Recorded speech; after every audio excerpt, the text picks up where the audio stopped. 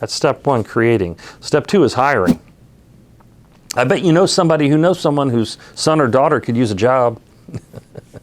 I bet that's a terrible idea.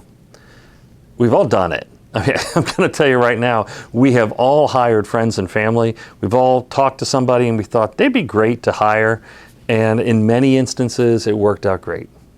And in many instances, I think the phrase I'm looking for is not so great. When you're hiring for your business. You may have a family member, you may have a friend of a friend, you may have a son or daughter of a friend who actually is highly qualified for the job. So take that first piece, take that job description, let them apply for the job, let them compete for the job, put them through that same process to make sure they fit what you need, and then make it very clear what the expectations are in that hiring process. Now, there may be some give and take. You may be interviewing someone and they seem like they fit everything that you want, and they come to you and they say, hey, dude, this 8 to 5 thing, it's just totally not going to work for me. And you talk to them and you find that they're extremely capable and they bring some other things to the table. So you may work with them on hours that might be more flexible for that person. Their skills may be enough to say, I don't need you 8 hours a day. I'd love to have you 8 hours a day, but boy, you're going to bring so much to our business that it's worth hiring. So be willing to negotiate in this hiring process, and that carries with it a lot of other things as well. So in hiring, make sure you put everyone through an application process. I highly recommend you always interview someone, and then be willing to be adaptable. Adjust the requirements that you have to fit some of the needs as they emerge from the conversation. Be willing to work with them.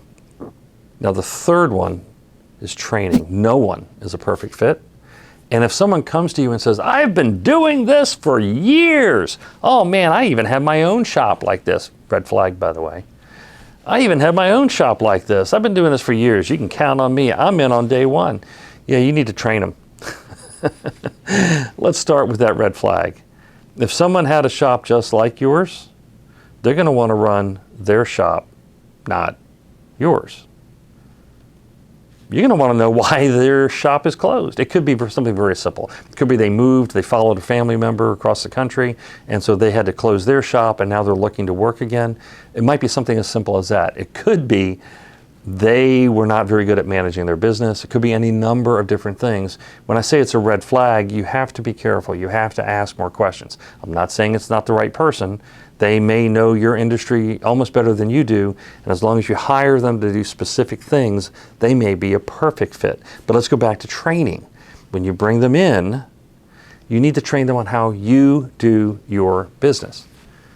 If they're brand new, if you're hiring a high school kid to do some of the what would we call grunt work around the place, you're going to hire them to do some of the setup work in your pottery barn, or you're hiring them to do some of the cleanup and stocking in your retail establishment.